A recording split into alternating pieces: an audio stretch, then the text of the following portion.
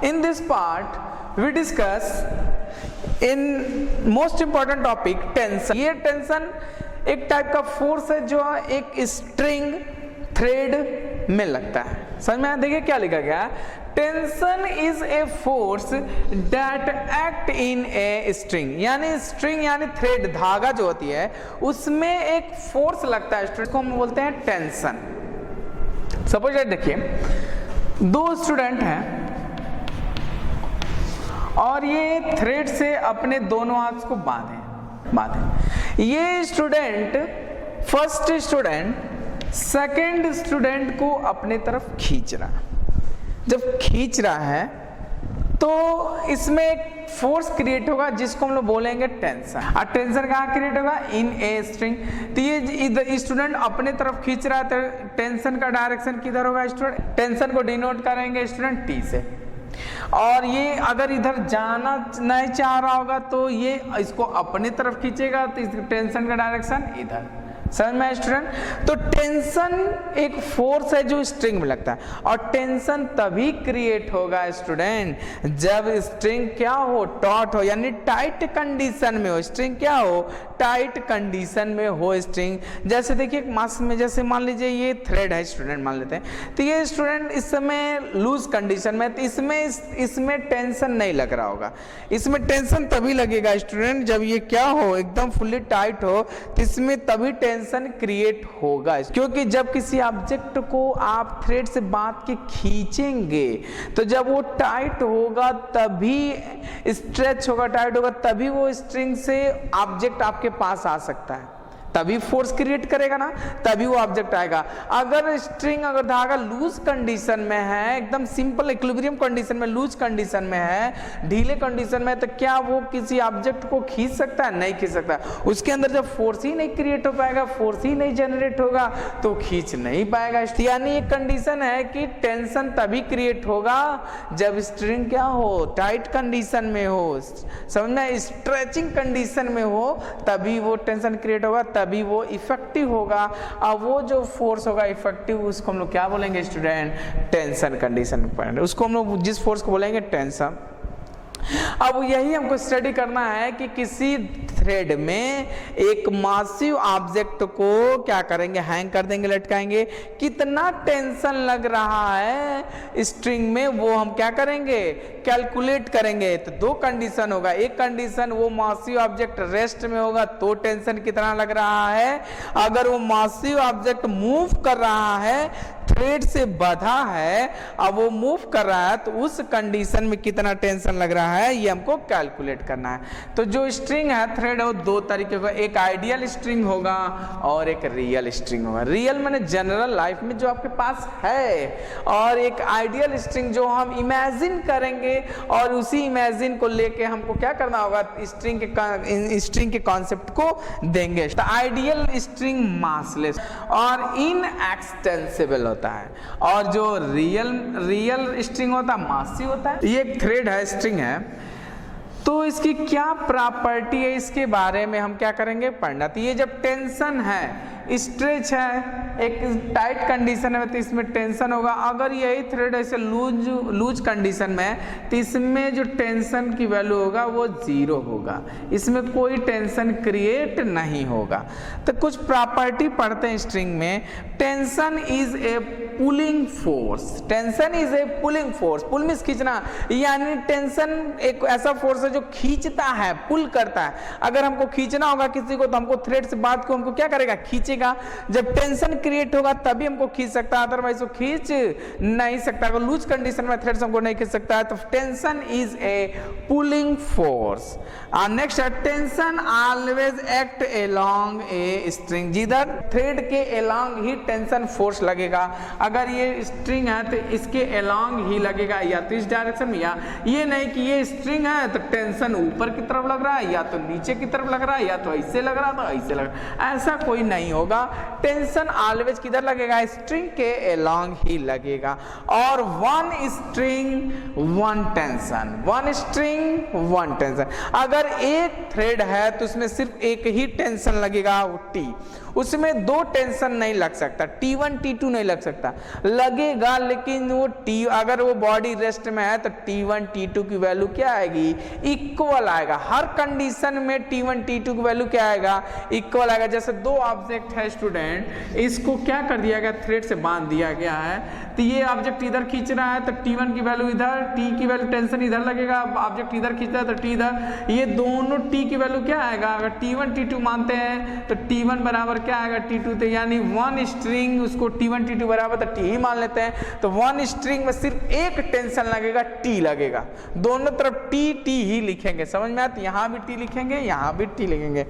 हमेशा जो टेंशन का डायरेक्शन आप एज्यूम करेंगे अवे फ्रॉम दी ऑब्जेक्ट, अगर ये ऑब्जेक्ट है स्टूडेंट, इसको स्ट्रिंग से अगर नीचे की तरफ खींच रहे हैं, किधर नीचे की तरफ खींच रहे हैं F4 से, तो टेंशन कहाँ लगेगा, इधर लगेगा। अगर ऑब्जेक्ट इधर बांधते हैं तो टेंशन किधर लगेगा, इधर ऑब्जेक्ट रहेगा, थ्रेड से बांध रहेगा, उसके अपोजिट डायरेक्शन में टेंशन का डायरेक्शन क्या करेंगे, आप लगा देंगे। सब मोशन ऑफ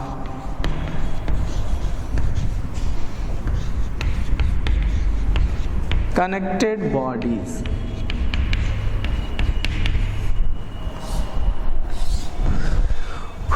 सपोज दैट एक ये बेस है, इससे स्ट्रिंग को बांधा गया है, ओके स्टूडेंट, स्ट्रिंग को बांधा गया है, ये M1 मास का, और एक और थ्रेड से बांधा गया इसको, ये है M2, ये क्या है M2, ये रेस्ट में है, इक्विलिब्रियम कंडीशन में। किस कंडीशन में स्टूडेंट, इक्विलिब्रियम कंडीशन में है। तो मान लीजिए अभी हमने पढ़ा था स्ट्रिंग का क्या प्रॉपर्टीज होता है, वन स्ट्रिंग वन टेंशन, तो यानी टेंशन का डायरेक्शन इधर लगाएंगे, बोले थे ना अवे फ्रॉम दी ऑब्जेक्ट लगा दीजिएगा, और इधर टेंशन एक, यहां से देखिए ये एक ही स्ट्रिंग है तो इसमें एक टेंशन T ही होगा, जो एक इधर लगाएंगे एक इधर लगाएंगे, और इसमें एक टेंशन इधर लगा देते, ये मान लेते हैं दो स्ट्रिंग है तो T1 T1, इसको मान लेते हैं T2, ये है M1, ओके। तो ये फ्री बॉडी डायग्राम बनाते हैं इसका, तो ये जब बनाएंगे तो M1 है तो mg किधर लग रहा होगा स्टूडेंट, नीचे की तरफ M1g, इसका mg किधर लग रहा होगा, M2g किधर लग रहा होगा, नीचे की तरफ लग रहा होगा।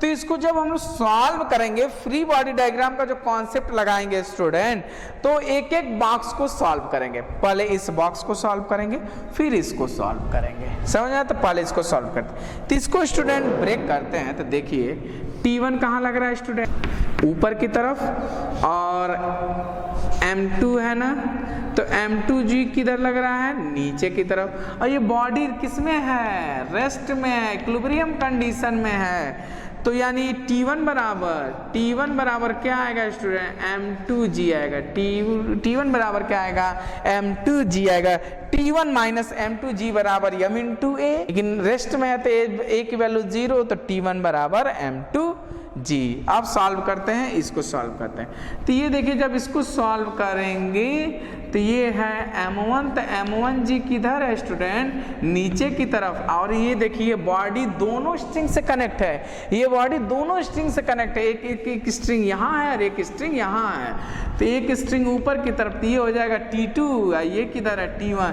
तो the direction of T1 and M1G are same, T2 ऊपर आ रही है, बैलेंस में बनाया हुआ है स्टूडेंट।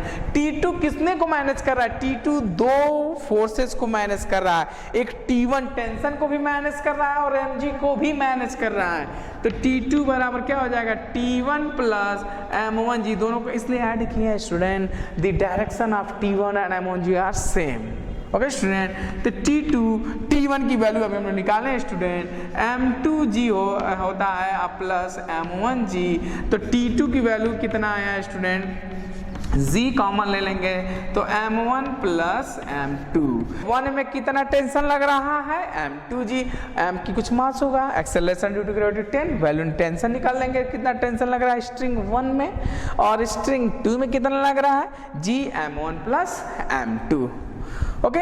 ये ऐसे अगर सपोज दैट बॉडी मूव करने लगे, बॉडी क्या करने लगे, मूव करने लगे, उसका एक अलग कॉन्सेप्ट लगाते हैं। ये मान लेते हैं एक पुल्ली है, इससे एक थ्रेड ऐसे कनेक्ट करते हैं, इससे एक थ्रेड ऐसे कनेक्ट करते हैं। ये मान लेते हैं स्टूडेंट m2 मास है और इसका m1 मास है।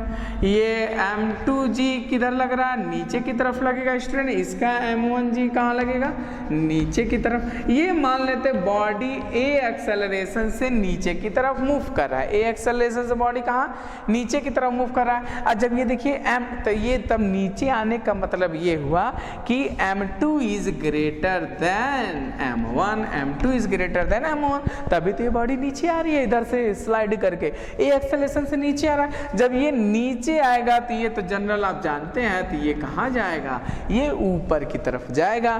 तो कितना टेंशन लग रहा है, एक ही स्ट्रिंग है, ध्यान से देखिए, एक ही स्ट्रिंग से कनेक्ट किया गया, तो ये टेंशन कहाँ लग रहा होगा, ऊपर की तरफ। इसमें टेंशन भी ऊपर की तरफ लग रहा होगा, क्योंकि अब फ्रॉम द ऑब्जेक्ट, तो पहले ये नीचे की तरफ आ रहा, तो इसका इक्वेशन लिखते हैं। इसका इक्वेशन लिखेंगे तो आएगा स्टूडेंट किधर जा रहा है, नीचे की तरफ, यानी m2g ज्यादा है तो m2g minus t equal to m2a। Okay student, तो t इक्वल टू हो जाएगा m2g माइनस m2a। तो t equal to m2 common लेंगे तो g माइनस क्या हो जाएगा, a हो जाएगा। ये हमारा t की वैल्यू हो गया स्टूडेंट। यहाँ पे क्या हो जाएगा स्टूडेंट, इक्वेशन बनेगा हमारा, यहाँ बनेगा ऊपर की तरफ जा रहा है तो t में से माइनस करेंगे, t माइनस m1g बराबर क्या हो जाएगा, m1a। तो t बराबर कितना हो जाएगा, m1 कॉमन लेंगे तो हो जाएगा g प्लस a। यहाँ पर जो टेंशन की वैल्यू आएगा m1g प्लस a हो जाएगा। स्टूडेंट समझ में आया। यहाँ पर हम एक एक वैल्यू m1 m2 की वैल्यू को क्या कर सकते हैं स्टूडेंट, कैलकुलेट कर सकते हैं। लेकिन देखिए ये रॉन्ग मेथड, हमने आपको ये ट्रिक बताया था, लेकिन यहाँ पर देखिए जब इस मेथड को आप फॉलो करेंगे स्टूडेंट तो क्वेश्चन क्या होगा, गलत हो सकता है। लेकिन यहाँ पे जो टेंशन की वैल्यू आया है इसको हम लोग सॉल्व करेंगे, क्योंकि एक ही स्ट्रिंग है तो एक टेंशन की वैल्यू आएगी ना, तो वो एक टेंशन की जो वैल्यू आएगा देखिए कितना आएगा। यहाँ पर टेंशन की वैल्यू, इसी से एक रिलेटेड ऐसे प्रॉब्लम को सेट करते हैं स्टूडेंट। देखिए वहां पे टेंशन की वैल्यू एक कंडीशन में m1g प्लस a, एक में m2g माइनस a। आप देखिए एक और स्ट्रिंग ऐसे कंसीडर करते हैं स्टूडेंट, ये एक और बॉडी को कनेक्ट किया है, एक और बॉडी आप कनेक्ट किया। सपोज दैट इसका मास क्या है, स्मॉल m, इसका मास है कैपिटल M। यहाँ पे mg किधर लग रहा है स्टूडेंट, यहाँ पर mg आपका डाउनवर्ड डायरेक्शन में, यहाँ mg भी किधर लग रहा होगा, डाउनवर्ड डायरेक्शन में। यहाँ एक्सेलरेशन a ऊपर की तरफ, यहाँ पर स्टूडेंट टेंशन ऊपर, यहाँ भी टेंशन कहाँ लगेगा, ऊपर की तरफ लगेगा। मान लीजिए जब ये ऊपर की तरफ आ रहा है तो यहाँ एक्सेलरेशन किधर होगा, डाउनवर्ड डायरेक्शन में होगा स्टूडेंट। तो इसके इक्वेशन कैसे बनाएंगे स्टूडेंट, अभी आप सीख चुके हैं स्टूडेंट।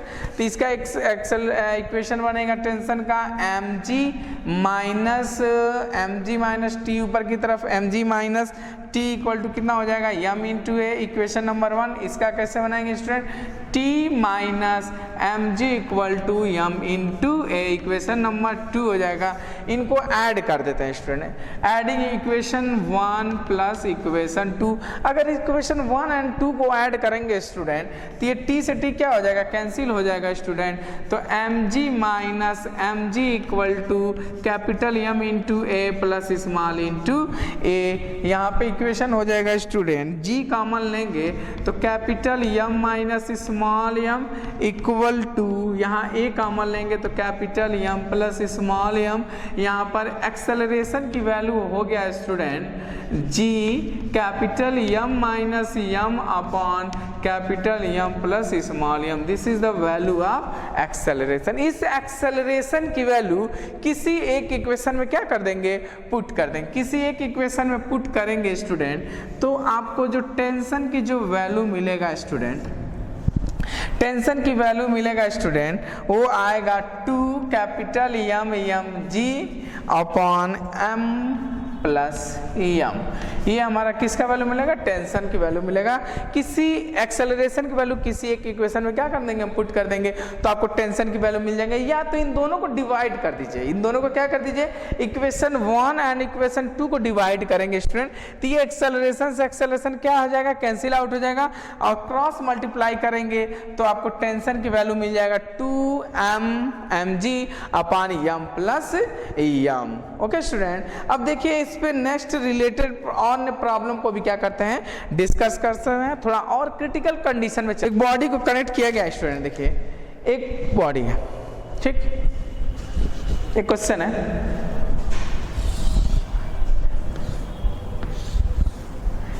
दो मास है, स्ट्रिंग से बांधा गया, इसको 20 न्यूटन से क्या किया जा रहा है, मूव खींचा जा रहा है। 20 न्यूटन से F1 फोर्स इधर और एक स्टूडेंट इधर 2 न्यूटन से खींच रहा है, सॉरी कितने न्यूटन से, 5 न्यूटन से खींच रहा है। अब सोचिए अगर ये मान लीजिए 3 kg का है और ये आपका 2 kg का है, ओके, लेकिन ये किसी एक सरफेस पर रखा है, दो ऑब्जेक्ट, एक 3 kg का है, एक 2 kg का है, ये स्ट्रिंग से क्या कर दिया, बांधे, तो टेंशन किधर लगेगा, इधर की तरफ लगेगा, इसका टेंशन किधर लगेगा, इधर लगेगा। तो ये 20 न्यूटन से बॉडी को खींच रहा है और इधर 5 न्यूटन से खींच रहा है, तो बॉडी किधर मूव करेगा, जिधर ज्यादा फोर्स लग रहा होगा, तो इधर ये ए एक्सेलरेशन से। तो देखिए बॉडी जब एक ही स्ट्रिंग से कनेक्ट है तो दोनों ऑब्जेक्ट क्या कर रहा होगा, मूव कर रहा होगा, एक साथ ये बॉडी मूव कर रही होगी। कितने न्यूटन से स्टूडेंट, 15 न्यूटन से। ये 20 न्यूटन है, ये 5 न्यूटन है, दोनों का नेट फोर्स कितना होगा, 20 newton minus 5 newton equal to 15 newton. 15 newton से क्या कर रहा होगा, ए एक्सेलरेशन से मूव कर रहा होगा, तो कितना एफ नेट कितना होगा, एफ नेट इक्वल टू क्या हो जाएगा, एम इंटू ए। एफ नेट कितना है, 15 न्यूटन और एम कितना हो जाएगा, total mass 3 kg plus 2 kg 5 kg हो जाएगा स्टूडेंट। ए निकालना है तो A इक्वल टू हो जाएगा 3 मीटर पर सेकेंड स्क्वायर। एक्सेलरेशन की वैल्यू कितना हो जाएगा, 3 मीटर पर सेकेंड स्क्वायर। आप क्या करते हैं, इसमें FBD free body diagram apply करते हैं, पहले इसको सॉल्व करते हैं, इतने को सॉल्व करते हैं स्टूडेंट। तो 20 न्यूटन इधर, टेंशन इधर, तो किधर बॉडी मूव कर रही है, जिधर 20 न्यूटन का डायरेक्शन है, तो means 20 newton minus T equal to 2 kg का मास कितने एक्सेलरेशन से जा रहा है, ए एक्सेलरेशन से जा रहा है, तो m इंटू ए, तो m की वैल्यू है 2 kg, तो 20 minus T equal to 2 into a की वैल्यू कितना है, 3 है, तो 20 माइनस टी इक्वल टू कितना हो जाएगा स्टूडेंट, 6, तो टी इक्वल टू 14 न्यूटन।